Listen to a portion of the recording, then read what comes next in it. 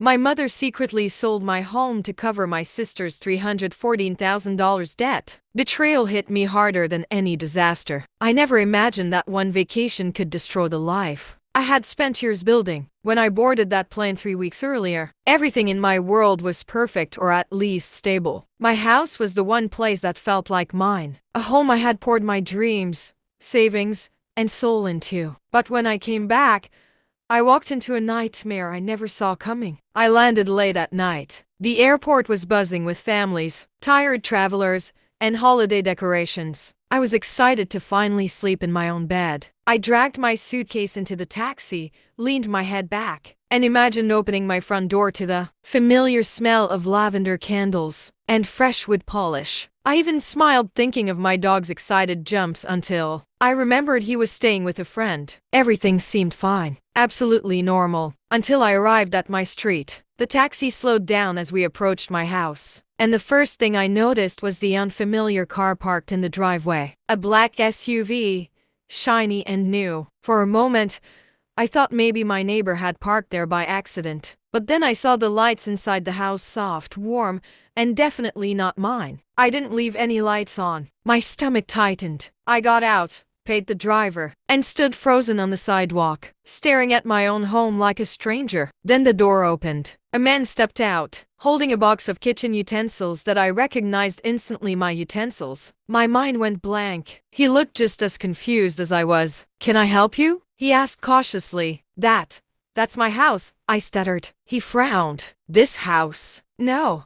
I bought it last month. The previous owner sold it to me fully furnished." My heart dropped straight into my shoes. "Previous owner? I am the owner." He shook his head slowly. "Ma'am, I bought it from your mother." I swear the ground beneath me moved. I could barely breathe. My mother. My own mother had sold my house? I told him there had to be a mistake. But he pulled out the papers, signed, stamped, finalized. Everything was legal. Everything was done. My name was gone. My ownership erased. I stood there in the cold night air, feeling like my entire world had been stolen right out from under me. I called my mother immediately. No greeting.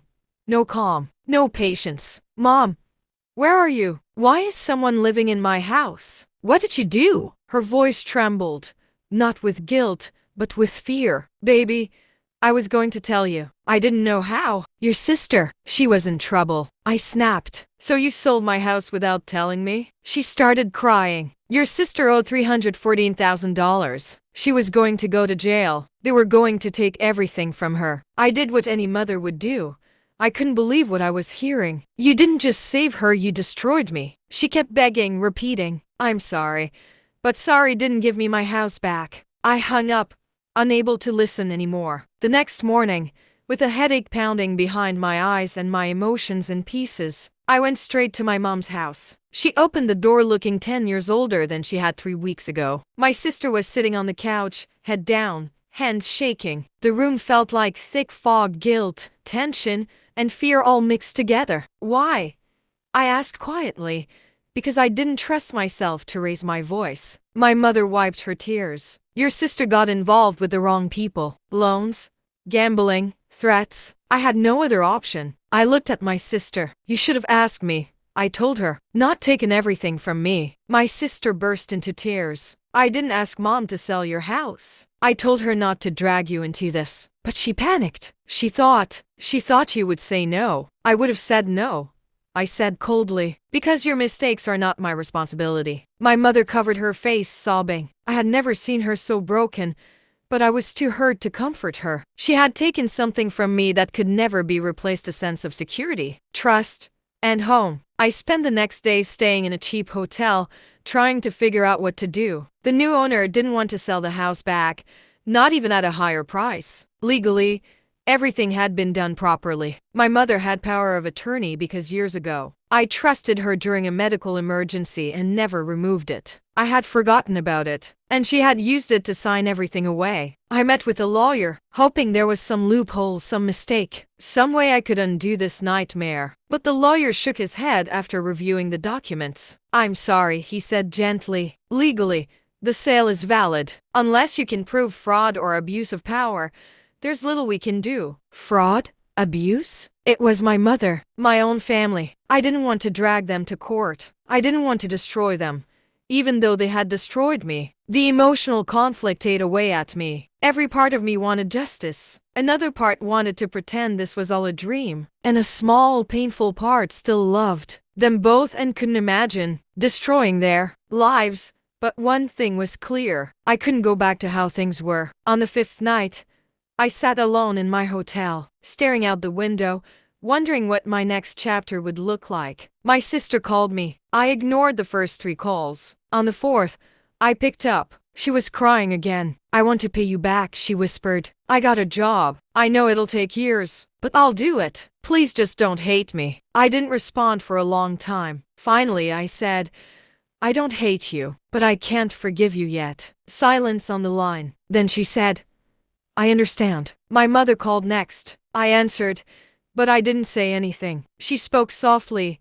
"I'm going to fix this, honey. I don't know how, but I will. I'll work. I'll sell my car. I'll even sell my house if I have to. I just want you to come home." I took a deep breath. "Mom, I don't have a home." She broke down again. I ended the call, but something inside me shifted that night. I couldn't keep drowning in pain. I needed to move forward. I needed to rebuild. Not for them, for me. Over the next few weeks, I found a rental apartment. Small, simple, nothing fancy. But it was mine. My own space. My own start. And even though I still felt betrayed, I slowly began healing. Not forgetting, but healing. My mother would visit sometimes, bringing food, cleaning supplies, anything she could afford. She tried to make up for what she had done in every small way. And though I didn't fully forgive her, I started to see that she had acted out of fear, not malice. She was a mother caught between 2 children, trying to save one while hurting the other. My sister sent me part of her paycheck every month, sometimes $20, sometimes $50. It wasn't about the amount, it was about the effort. The guilt had changed her. She stopped gambling,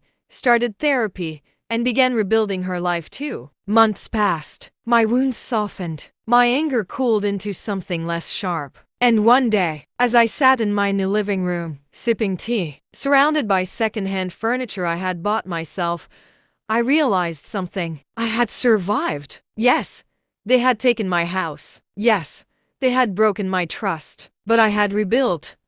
Stronger, smarter, more independent. And I made a promise to myself. Never again would I give anyone power over my life like that. Never again would I trust blindly. Never again would I let someone else's decisions destroy my world. My mother is still trying to make things right. My sister is still paying off her mistake. And maybe one day, I will fully forgive them. But for now, I'm building a new version of myself, one that no betrayal can break. Because losing a house hurt deeply, but finding myself again was priceless.